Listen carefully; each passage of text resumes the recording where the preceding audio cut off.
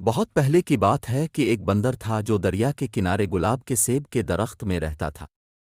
وہ اکیلا رہتا تھا لیکن بہت خوش تھا۔ ایک دن دریا سے ایک مگرمچھ نکلا۔ وہ تیر کر درخت تک پہنچا اور بندر کو بتایا کہ وہ بہت دور کا سفر کر چکا ہے اور کھانے کی تلاش میں ہے کیونکہ اسے بہت بھوک لگی ہے۔ مہربان بندر نے اسے چند گلاب کے سیب پیش کیے۔ مگرمچھ نے اس کا شکریہ ادا کیا اور اس سے پوچھا کہ کیا وہ بندر سے دوبارہ مل سکتا ہے۔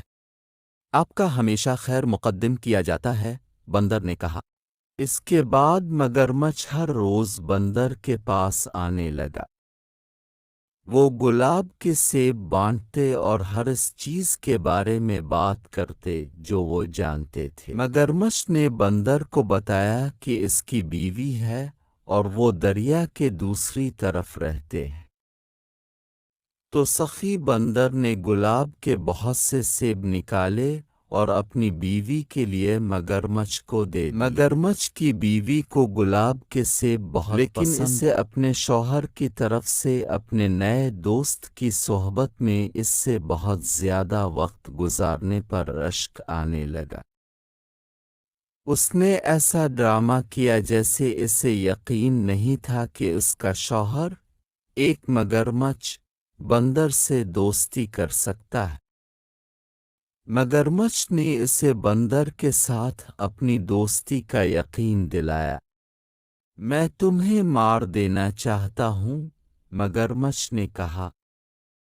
میری بیوی بیمار ہے اور وہ تبھی ٹھیک ہو سکتی ہے جب وہ بندر کا دل۔ بندر چونک گیا اور تیزی سے سوچنے لگا۔ اس نے مگرمچھ سے کہا کہ وہ مگرمچھ کی بیوی کی جان بچانے کے لیے خوشی سے اپنا دل چھوڑ دے گا، لیکن اس نے اپنا دل اپنے درخت پر چھوڑ دیا تھا۔